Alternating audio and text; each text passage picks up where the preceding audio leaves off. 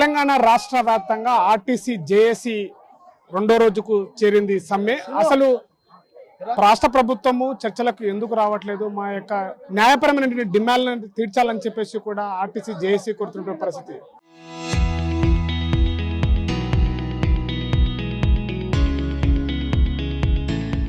ఒక్కసారిగా సమ్మె నిర్వహించడంతో కూడా అటు బస్సులన్నీ కూడా రెండో రోజుకి డిపోకే పరిమితమైనటువంటి పరిస్థితి. ప్రస్తుతం నాతో జేఏసీ నాయకులు ఉన్నారు, వారితో మాట్లాడి మరిన్ని విషయాలు తెలుసుకునే ప్రయత్నం చేద్దాం. సార్ చెప్పండి, ఏంటి అంటే సమ్మె రెండో రోజుకు చేరింది, రాష్ట్ర ప్రభుత్వం లోపల ఎలాంటైనా ఉలుకు పలుకైనా ఉందా, అసలు ప్రభుత్వం చర్చలకు పిలుస్తుందా నాయకులని? నేను ఒకటే చెప్తున్నా సార్, సమ్మెలో ఈ డిపోలో దాదాపు 520 మంది ఉన్నారు. ఒక ముగ్గురిని మేము సడలించినాం. ముగ్గురికి రిటైర్మెంట్ ఈ నెల ఉంది కాబట్టి వాళ్ళని సడలించినందుకు వాళ్ళు తప్ప అందరూ 100% సమ్మెలో పాల్గొనడం జరిగింది. ప్రభుత్వం మేనేజ్మెంట్ ఏంటంటే పిస్టేజ్ తీసుకొని రోడ్ల మీద బస్సులను తోలాలని ఊక డ్రైవర్లకు హైర్ బస్సులకు ఇచ్చి తోలిస్తున్నారు. ఇక్కడ కూడా బస్సులను నిర్వహించాలని రిక్రూట్ చేసుకున్నట్టున్నారు. ఉద్యోగులను టెంపరరీ లైసెన్స్ లేని కూడా చేసుకోవడం జరిగింది. ఉదాహరణకు నేను ఒక బండిని మేము లైసెన్స్ లేని పట్టుకున్నాం ఒక డ్రైవర్ను. మరి ఆ రకంగా చేయాలనే ఆలోచనతో వాళ్ళు ఉన్నారు. ఏది ఏమైతే మా డిమాండ్ ఏదైతుందో ఆ రోజు ఏదైతే మీరు ఇండోర్ స్టేడియంలో వాగ్దానం చేసినారో సకల జనుల సమ్మెలో కేసీఆర్ ప్రభుత్వంలో మేము సమ్మె చేస్తున్న సందర్భంలో అవి మీరు ఎలక్షన్ టైంలో కాంగ్రెస్ ప్రభుత్వం ఇప్పుడున్నటువంటి ప్రభుత్వం ఎలక్షన్ టైంలో మేనిఫెస్టోలో పెట్టి మాకు ఈ హామీ ఇవ్వడం జరిగింది.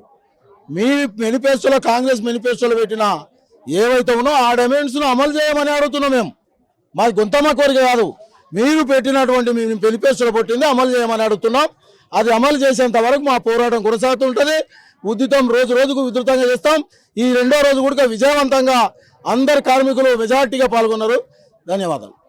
సార్ చెప్పండి, అంటే రాష్ట్ర ప్రభుత్వం అటు రవాణా శాఖ నుంచి కూడా కమిటీ వేసింది, కమిటీతో చర్చలు నడుపుతున్నామని చెప్పేసి కూడా రవాణా శాఖ మంత్రి చెప్తున్నారు. అంటే చర్చలు విఫలమైనయా సఫలమైనయా, అసలు ఏం జరుగుతుంది చర్చల లోపల? మీ ప్రధానమైన డిమాండ్స్ ఏంటి? ఎందుకు ప్రభుత్వం మీ వైపు చూడట్లేదు? రాష్ట్ర కమిటీ 32 సమస్యలపైన నోటీస్ ఇవ్వడం జరిగింది. ప్రభుత్వం 29 సమస్యలు పరిష్కరిస్తామని పేపర్ వరకు మాటల వరకే చెప్తుంది, కానీ వ్రాతపూర్వకంగా జేఏసీ నాయకులతో చర్చించి ఒక నోట్ అనేది విడుదల చేయలేదు. ఈరోజు కల్లిబొల్లి కబుర్లు ఈరోజు ట్రాన్స్పోర్ట్ మినిస్టర్ చెప్తున్నాడు, కానీ వాస్తవ రూపంలో ఏమీ జీరో ఉంది అనేది మేము తెలియజేస్తున్నాం. ఇప్పటికైనా జేఏసీ నాయకులను చర్చలకు పిలిపించి ప్రధాన డిమాండ్లు గత 2.5 సంవత్సరాలు వెయిట్ చేసి అనేక దఫాలుగా పోరాటాలు చేసి ఈరోజు సమ్మెలోకి ప్రభుత్వమే నెట్టబడింది. కాబట్టి మా సమస్యలు పరిష్కరించమని, మీరు ఇచ్చిన హామీలను అమలు చేయమని ఈరోజు మేము డిమాండ్ చేస్తున్నాం. ప్రభుత్వంలో విలీనం ఒకటి, యూనియన్ పునరుద్ధరణ ఒకటి, ఎలక్ట్రిక్ బస్సులలో ఆర్టీసీ కొనాలా, కొత్త రిక్రూట్మెంట్ చేయాలనేది మెయిన్ ప్రధాన డిమాండ్లు. మిగతా సమస్యలు 29 సమస్యలు మేనేజ్మెంట్తో పరిష్కరించుకునే విషయాలు, ఆ విషయాలు కూడా ఈరోజు ప్రభుత్వమే కల్పించుకొని మేము చేసినాం అంటుంది, కానీ అవన్నీ కల్లిబొల్లి కబుర్లే. కానీ వాస్తవ రూపంలో ఏ సమస్య కూడా ఒక్క సమస్య కూడా పరిష్కారం చేయలేదు. ఈ సమస్యలు 32 సమస్యలు, ప్రధాన డిమాండ్లు 3 సమస్యలు పరిష్కరించే వరకు ఈ సమ్మె కొనసాగుతుంది. ఇప్పటికైనా ముఖ్యమంత్రి గారు కల్పించుకొని మా సమస్యలను పరిష్కరిస్తారని ఆశిస్తున్నాం.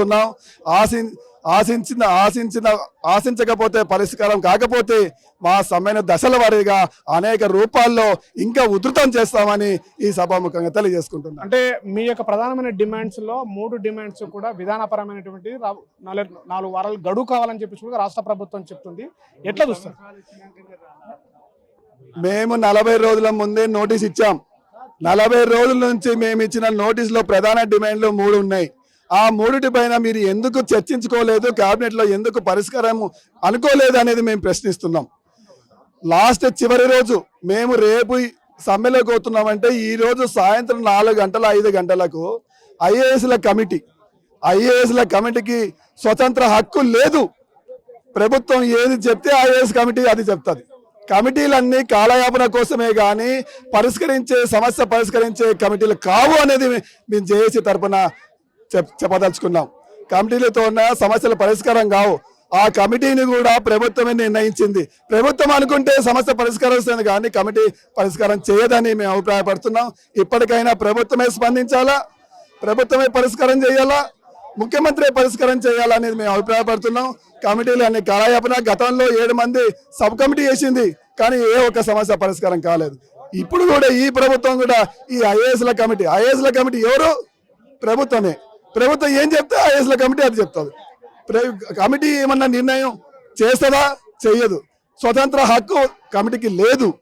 ప్రభుత్వమే నిర్ణయం చేసుకోవాలా, ప్రభుత్వమే జేఏసీతో చర్చలు జరపాలా, సమస్యలు పరిష్కారం చేయాలని మేము డిమాండ్ చేస్తున్నాం. అంటే గత ప్రభుత్వంలో కూడా సకల జనుల సమ్మె అంటూ కూడా పెద్ద ఎత్తున చేశారు, రాష్ట్ర ప్రభుత్వాన్ని దించారు. అంటే ఇప్పుడు కూడా అలాంటి రూపుదాల్చబోతుందా సకల జనుల సమ్మెలాగా? రాష్ట్ర ప్రభుత్వం మీ వైపు చూడకపోతే, మీ యొక్క సమస్యలు డిమాండ్ కాకపోతే? అప్పుడు బీఆర్ఎస్ ప్రభుత్వము ఏవైతే తప్పిదం చేసిందో అప్పుడు పిసిసి అధ్యక్షులు ఉన్న రేవంత్ రెడ్డి గారు ఎల్బీ స్టేడియంలో వచ్చి చెప్పిండు. ఎందుకంటే అంటే మా ప్రభుత్వం వస్తే ఖచ్చితంగా మీ సమస్యలు మొత్తం పరిష్కారం చేస్తానని చెప్పిండు. అంటే అక్కడ ఉన్న కాంగ్రెస్ వర్గానికి రేవంత్ రెడ్డి గారికి తెలుసు, ముఖ్యమంత్రి గారికి ఈ రోజు మా వెన్నంటూ ఉండి ఈ రోజు ప్రజాపాలన ఏదైతే ఉందో కాంగ్రెస్ ప్రభుత్వాన్ని గెలిపించారని చెప్పి తెలుసు. ఒకవేళ అటువంటి తప్పిదం జరిగితే రాబోయే కాలంలో అదే గుణపడం జరుగుతుందని చెప్పి రేవంత్ రెడ్డి గారికి విజ్ఞప్తి చేస్తా ఉన్నాం. అటు మీరు సమ్మెకు దిగడం తోటి సామాన్య ప్రజలు కూడా చాలా ఇబ్బందులు ఎదుర్కొంటున్న పరిస్థితి ఉంటుంది. దీన్ని ఎట్లా చూస్తారు మరి మీరు? ఇప్పుడు ఏదైతే 45 రోజుల నుంచి జేఏసీగా మన ప్రభుత్వానికి యాజమాన్యానికి నోటీస్ ఇచ్చింది, దశల వారీగా చర్చలు చేయమని చెప్తే చేయకుండా, ఎందుకంటే అంటే ప్రధానంగా 2021 తారీఖు నాడు ఐఏఎస్ కమిటీ వేసింది నలుగురితోన. ఐఏఎస్ కమిటీ దగ్గర 4 వారాలు గడువు అడిగింది. నిర్దిష్టమైన హామీ రాలేదు. ఎందుకంటే అంటే నిర్దిష్టమైన హామీ జేఏసీకి ఇచ్చింటే ఈ రోజు సమ్మె విరమించే వాళ్ళం. ఈ సమ్మె కొనసాగించడానికి ప్రభుత్వమే కారణం అని చెప్పి తెలియజేస్తా ఉన్నాను. ఇది అంటే మరో 2వ రోజుకు చేరుకున్నటువంటి ఆర్టీసీ జేఏసీ కార్మికుల ధర్నా ఏదైతుందో ఇది రాష్ట్ర ప్రభుత్వం తమ యొక్క న్యాయపరమైనటువంటి డిమాండ్లకు చర్చలకు రావాలని చెప్పి దఫల వారీగా తమను పిలిచినట్టయితే మీ యొక్క న్యాయపరమైన డిమాండ్లను మీ ముందు ఉంచే ప్రయత్నం చేస్తామని చెప్తుంది. మరోవైపు కూడా అటు గత ప్రభుత్వంలో ఇలాగే సకల జనుల సమ్మెతో ఆర్టీసీ కార్యక్రమాలు మెడలు వంచనిక ప్రయత్నం చేసింది. గత ప్రభుత్వాలను కూడా దించిపడేసే మరోసారి కూడా కాంగ్రెస్ ప్రభుత్వం తమ యొక్కతో చర్చలు జరిపి తమ యొక్క డిమాండ్లను విని తమ యొక్క న్యాయపరమైనటువంటి తనను గుర్తించాలని చెప్పేసి కూడా ఆర్టీసీ కార్యక్రమాలు జేఏసీ ఆధ్వర్యంలో నిరసన తెలుపుతున్న పరిస్థితి. రాబోయే రోజుల్లో దీన్ని తీవ్రతరం కూడా చేస్తామని చెప్పేసి కూడా చెప్తున్నటువంటి పరిస్థితి. కెమెరా పర్సన్ నర్సింగ్తో శివాజీ, RTV, మహబూబ్ నగర్ జిల్లా.